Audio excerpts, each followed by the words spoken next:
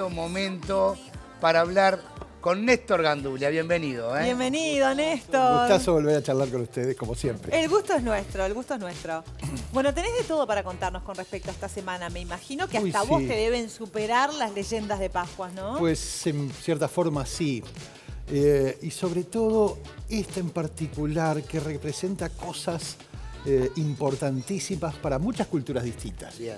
Uno piensa en la Pascua cristiana, digamos, Claro. que es lo que tenemos más cercano. Claro. En la primera que uno piensa. Exacto. Tal vez, ¿no? Y sin embargo, en el tiempo es la más reciente, es la última. Bien. Tiene apenas 2000 años de existencia. Uno podría pensar en la Pascua de los judíos, que en realidad rememora algo que sucedió hace 3.500 años atrás. Fíjate vos, en el año 1513 a.C. Pascua, la palabra Pascua viene de Pesaj y de allí pasó al griego como Pasja y Pascua al latín, digamos, y al castellano significa el gran paso adelante, el salto. Bien. La comunidad judía todavía lo llama Pesaj. Sí. Y tiene que ver con un episodio bien conocido que es la liberación de los judíos de la esclavitud en Egipto. Ellos habían sido 200 años esclavos en Egipto. Creo que los esclavos en Egipto en aquel tiempo no tienen nada que ver con los esclavos que imaginamos ahora, digamos, ¿no? Esa crueldad, lo que aparece en las películas, los latigazos en la espalda y la gente muriendo aplastada por las piedras. No era así. No, nada que ver. Eso fue un invento muy posterior de siglos después de los europeos. En realidad, los esclavos en ese tiempo se podían agremiar, tenían atención médica, alimentación asegurada, 3 litros de cerveza por día. Eran parte de la sociedad. Eran parte de la sociedad, una capas. parte relativamente querida, digamos, porque tenían conocimientos muy interesantes para los egipcios. Pero lo cierto es que, bueno, eran esclavos, no podían irse, digamos. Y allá por tiempo, la mayoría creen que de Ramsés II fue cuando se dio toda aquella polémica con Moisés, las plagas, todas estas presiones que terminaron con, bueno, que se vayan los judíos. Ese día de liberación, el gran salto, por eso lo del gran salto, es lo que celebran los judíos en el Pesaj, en la Pascua judía. Las fechas no coinciden exactamente con las de la Pascua cristiana, pero eso no tiene que ver con, así era en tiempos de Jesús. No tiene que ver sino con cambios en el calendario que se dieron después, la Reforma Juliana, la Gregoriana, exacto. Y también con, bueno, no sé, creo que 1500 años más o menos de discusión dentro del cristianismo de cómo se calcula el día que empieza. Es un cálculo complejísimo. Fíjate vos, que hay que esperar al equinoccio de primavera en el hemisferio norte, que nosotros acabamos de pasar, el de otoño, digamos. Después hay que esperar a la siguiente luna llena. Y después de la luna llena, al primer domingo, porque se supone que empieza con el Domingo de Ramos, digamos. Así que la Pascua empieza con el primer domingo después de la luna llena tras el equinoccio de primavera en el hemisferio norte. Hay que sacar cálculo. En aquella época, griegos, romanos, etcétera, tenían un lugar, una capillita solamente para observar la luna. Muchas culturas tenían le daban una importancia enorme a observar la luna, porque la mayoría de los calendarios en aquellos tiempos tenían base lunar. Claro. Algunas culturas todavía lo tienen, los coreanos, por ejemplo, Japón, China, la India, tienen calendarios, todavía observan calendarios lunares. Y no es extraño, digamos, que desde aquellos tiempos, porque la luna tenía una influencia inmensa en lo que tenía que ver con la agricultura, con los ciclos naturales, con las mareas para los pescadores. Exacto. Es decir, un montón de cosas dependían de los movimientos de la luna, así que tenía mucho sentido que le pusieran un enorme esfuerzo a conocer eso. Bueno, la cuestión es que la Pascua de los cristianos, yo les decía, originalmente coincidía, y eso es porque el inicio de la Pascua judía fue la fecha el momento que eligió Jesús de Nazaret para entrar en Jerusalén. fue una obra maestra de comunicación política, si se quiere, en aquel tiempo. Cada detalle estaba previsto. Él entró en burro, eso no es una casualidad. Eso es el Domingo de Ramos. Eso es el Domingo de Ramos, exactamente. ¿Por qué entró en burro? Porque hace una alusión a una profecía muy conocida por los judíos, que es la profecía de Zacarías, era muy antigua ya para aquella época, en la que se decía que algún día un rey que iba a liberar a su pueblo iba a entrar en Egipto. Y en esos tiempos los reyes judíos se movían en burros, a diferencia de los romanos, que usan caballos. Mucho más heroicos, mucho más épicos. Además distribuyeron hojas de palma y ramas de olivo, digamos, para que se los saludara. Y eso, tanto unas como otras, representan la gloria, la victoria. Y le dieron mucha manija, digamos, para que cantaran Hosana, que era un antiguo ruego de liberación, de salvación, digamos, en arameo. Es decir, todo estaba dirigido al corazón específicamente de los judíos. Los romanos no entendieron nada. Jesús de Nazaret, que hasta entonces era un desconocido en Jerusalén, en un momento, en un instante apenas, se hizo famoso en toda la ciudad, digamos. Así se inicia toda esta semana que para los cristianos es la más importante por lejos del calendario, digamos, ¿no? Todo lo que vino después, la pasión, el juicio, la crucifixión, la resurrección. Pero en realidad todo esto está relacionado directamente con culturas muchísimo más antiguas todavía. Vos fíjate que los sumerios, una de las primeras civilizaciones que conocemos, digamos, en la historia, al menos la historia que conocemos hasta ahora, ya tenían una diosa, la que llamaban Inanna, a la que rendían culto en el equinoccio de primavera, porque era la diosa del amor y de la fertilidad. Y el equinoccio de primavera es el momento de máxima fecundidad de la tierra, de la naturaleza, etc. Ellos iniciaron una tradición que duró milenios, que era celebrar la fecundidad con fiestas de un tono fuertemente erótico. Hacían orgías místicas. Eso, por supuesto, se diseminó por todas las culturas de Mesopotamia. Llegó a los fenicios les llamaban Ishtar a Inanna, pero continuaron con esta idea, digamos, de las celebraciones muy eróticas, y así pasaron a los celtas, que la diseminaron por toda Europa. Ellos les llamaron Astarte a Ishtar, la diosa liebre, por lo viva y lo inatrapable. Y fíjate vos que de la liebre salieron, de los celtas, salieron los dos grandes símbolos de la fecundidad de la tierra. El huevo, ¿ya? Y también la propia liebre, que con los siglos se pasó a conejo, digamos.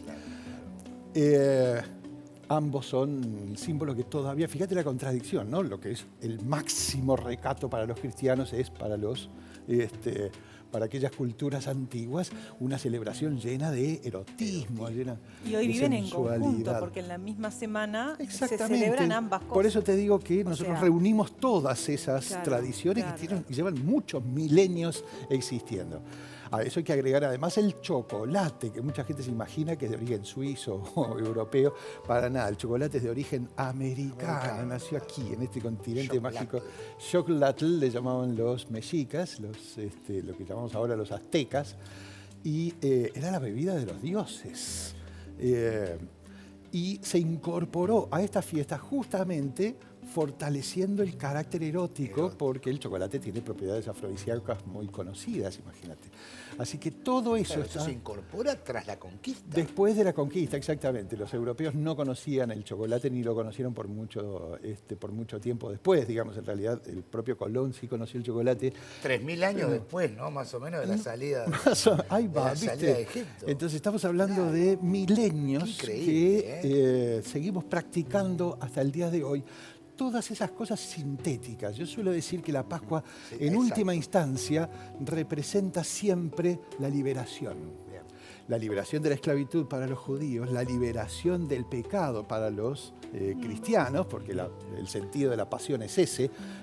Jesús murió para liberar los pecados. De la muerte. La liberación de la muerte, es decir, el reinicio del ciclo de la naturaleza. Todo eso está involucrado en nuestras prácticas hasta el día de hoy en relación con la Pascua. Ahora, Néstor, ¿cómo esto? Es hipnótico, Néstor. Sí, tal cual. Aparte de todo lo que sabe también. ¿Cómo se va pasando de generación en generación, ¿no? Todo esto, porque estamos hablando de miles y miles de años. Es cierto. Y hasta el día de hoy perduran cosas de una manera bien distinta a antes, pero perduran. Imagino que a través de los libros y las escrituras y las lecturas, pero ¿cómo es ese proceso que en el correr de los años se va decantando en lo que hoy en el 2024 vivimos y festejamos? Y eso depende en buena medida de los mecanismos culturales, podríamos decir, de cada una de estas culturas que están. Los judíos, por ejemplo, necesariamente tienen que sostener muy firmemente sus tradiciones. No debe haber pueblo, digamos, que tenga una memoria tan firme como la de ellos. Y eso es porque no tienen territorio. No tienen territorio físico, digamos, no tuvieron hasta 1948. Claro. Eso hizo que en cualquier lugar del mundo la única posibilidad que tenían de sostener su identidad era manteniendo las historias, las ritualidades, las fechas, los contenidos éticos y los valores que la nación judía sin territorio existe. Exacto. Y es muy fuerte, existe, porque tiene un territorio cultural, digamos, claro, gracias un territorio religioso. Exacto. Tienen nación gracias a eso. El cristianismo, en cambio, bueno, lo que hizo fue generar unas figuras de autoridad muy fuertes que instalaron, por ejemplo, este cálculo complicadísimo, digamos, que surgió de 1000 y pico de años. Ahora hay un proyecto del Papa Francisco de cambiar otra vez el mecanismo de cálculo para dejarlo en un día fijo. Porque cambia todos los años, digamos. Claro. Así que se sigue discutiendo hasta el día de hoy, pero es una estructura de poder central lo que toma las decisiones y mantiene vivas, digamos, las tradiciones. Y otras tradiciones se mantienen a lo largo de milenios porque representan algo importante para el corazón de los pueblos. Y esta conexión, digamos, con el equinoccio de primavera tiene ese sentido de renovación anual de la vida, de la fuerza, de la energía, de las ganas de seguir adelante, del contacto con el otro, de la sensualidad, todo eso. Entonces, al final, lo que hacen los pueblos siempre es una síntesis de toda una diversidad cultural maravillosa, digamos, que ninguna de estas culturas por sí sola claro, tendría esa riqueza. Claro. Néstor, y si yo te traigo a nuestro Uruguay en el presente de los últimos años tal vez, donde la Semana Santa se ha transformado en varias semanas. ¿Qué poder tienen los uruguayos, los orientales? ¿Por qué pensás que se arropan el derecho de tomar la semana para sí? ¿Qué es la semana de la cerveza? ¿Qué es la semana de la vuelta ciclista? ¿Qué es la semana de turismo? Criolla. Criolla. ¿Por qué te pensás que el pueblo uruguayo se la tomó para sí? En principio por una decisión política. Aquí, en tiempos del vallismo, se transformó la Semana Santa y el Estado no podía reconocer, digamos, separando la Iglesia del Estado, no podía reconocer una fiesta católica, digamos, como feriado. Claro. Por lo tanto, la pasó a Semana de Turismo. Hay una explicación política de arranque. De arranque, digamos. Bien. El resto son tradiciones que se fueron incorporando a partir de allí. La Semana Criolla, digamos, de enorme importancia. Cualquiera que haya ido a la criolla en el Prado, por ejemplo, sabrá que la gente que está allí participando en las domas, por ejemplo, es un sueño para ellos poder llegar a ese rincón del país que es el Prado, digamos, en esta Semana Criolla. Es un honor, digamos, de reafirmación de sus propias tradiciones culturales. Es decir, los pueblos siempre se apropian de las tradiciones y aun cuando sean en cierta forma contradictorias, como pasa en este caso, la gente se queda con lo que más resuena en su propio corazón, en su propia memoria. Muy bueno. Qué lindo, Néstor, qué lindo. ¿Y qué otra, de repente, cultura, aparte de estas dos grandes que ya mencionaste, vive la Pascua de otra manera, de repente bien diferente a nosotros? Pues la Pascua, por definición, o es judía o es católica, Ajá. con ese nombre. Ajá. Y por lo tanto con esa fecha. Claro. Con esa, Pero con hay esas otras fechas que partes del difieren. mundo actualmente que de repente no se prendan ni a una ni a otra. Pues hay una tercera Pascua que es la ortodoxa, que tiene Ajá. contenidos similares a la Pascua de los cristianos, pero también es en otra fecha, digamos, bien. porque ellos se quedaron con el calendario juliano. Es decir, no aceptaron la reforma gregoriana como iglesia, digamos, y por lo tanto hacen otro cálculo. Ya en Pero otra sí fecha sí. se alejan o se acercan al equinoccio. Exacto, en todos los casos hay el punto de partida es el equinoccio de primavera para el hemisferio norte. Después de ahí vienen todos los cálculos diferentes que tienen que ver con cada religión. Pero también se movilizan allí, en todos los pueblos, leyendas e historias, relatos que tienen que ver con los contenidos diversos que la gente le da a esta semana. Para que tengas una idea, supervivencias de culturas muy antiguas aquí en América. En Colombia hay un lugar hermosísimo que es el Salto del Tequendama.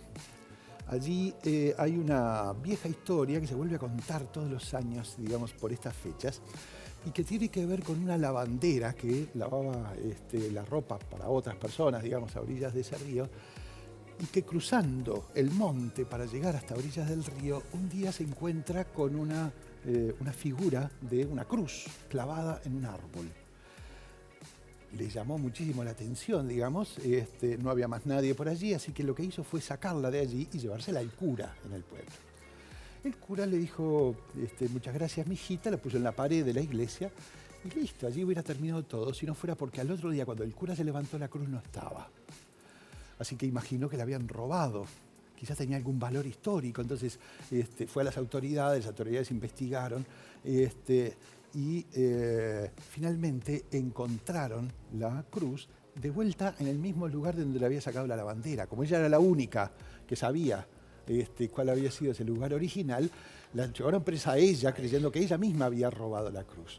Pero estando ella robada, la cruz volvió a desaparecer y volvió a encontrarse en el mismo lugar a orillas del río, en el monte. Así que esta vez soltaron a la mujer, claro, dejaron a la cruz en el lugar y dijeron, olvidemos todo. No tocamos más. Es esa historia, fíjate vos, es una reafirmación de una idea muy antigua, y es que el verdadero lugar de los milagros y de los dioses es la naturaleza. Y son las personas más humildes, en realidad, las que deberían tener como hogar ese sitio donde la divinidad está. Entonces, un contenido bien distinto que el que le dan los propios cristianos, digamos, de origen europeo, porque tiene mucha relación con las culturas originarias de América. Claro. Historias como esa podríamos contar, pero decenas, porque se cuentan en todas partes, y cada una de ellas, de alguna manera, representa la cultura de la que emerge.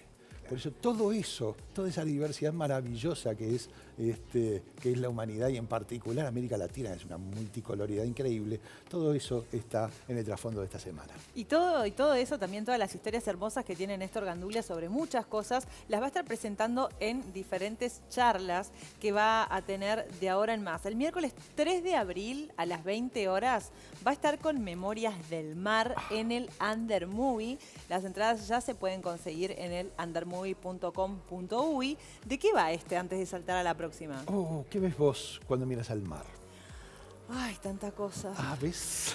Bueno, pues los pueblos han visto Pienso hasta en miles sirenas, de te cosas. diría. Pues sí, sirenas, barcos fantasmas, Sí, claro, piratas. presencias imposibles, Sí. piratas, monstruos marinos, Es verdad, eso, de que hay todo. abajo del miles de mar. cosas, digamos, ¿no? Qué divino. En buena medida esto es un repaso de todas esas cosas increíbles que los pueblos han visto a lo largo de milenios En el mirando mar. hacia el mar. Muy bien, después el otro es una cena temática, La muerte y otros comienzos. Esta se va a realizar el sábado 27 de abril a las 20:30 horas en el Castillo Pitamiglio.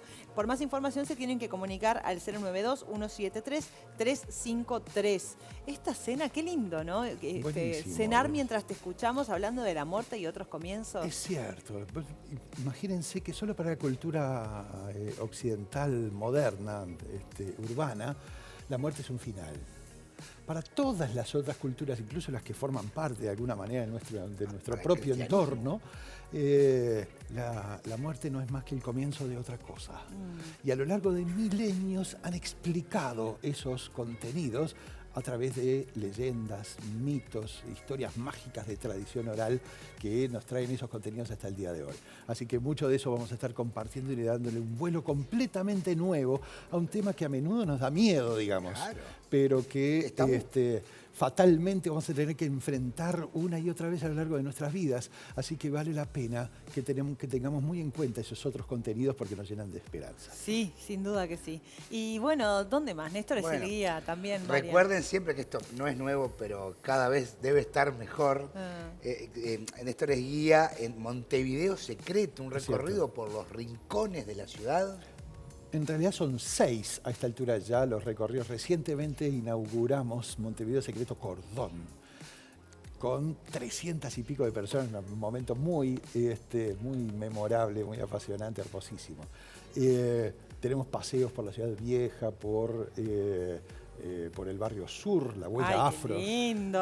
La huella afro, le llamamos, un reencuentro con el verdadero aporte de la gente negra a nuestro modo de ser. Perfecto. Por el Prado, por el buceo, que seguramente va a ser el próximo. Esta semana, seguramente, con mucha gente fuera de la ciudad, nos tomamos un descanso nosotros también. Pero a partir del siguiente fin de semana, Perfecto. en Montevideo Secreto, en las redes, se encuentran el calendario de Todo. todas las cosas que hacemos. Imagino que Hermoso. cada recorrido te arriman cosas nuevas, ¿no? Y descubrís. Completamente rincones así es como nuevos, aprendo de Claro, alguna manera. claro. Voy a los puntos de partida para después empezar a investigar y profundizar. El Nosotros diálogo con la aprendemos gente. contigo, Néstor. Sí. Qué lindo. Gracias por estar siempre. Gracias a ustedes, un gustazo enorme. Cuando Gracias, quieran, Néstor. volvemos a charlar. Buenísimo. Un placer siempre.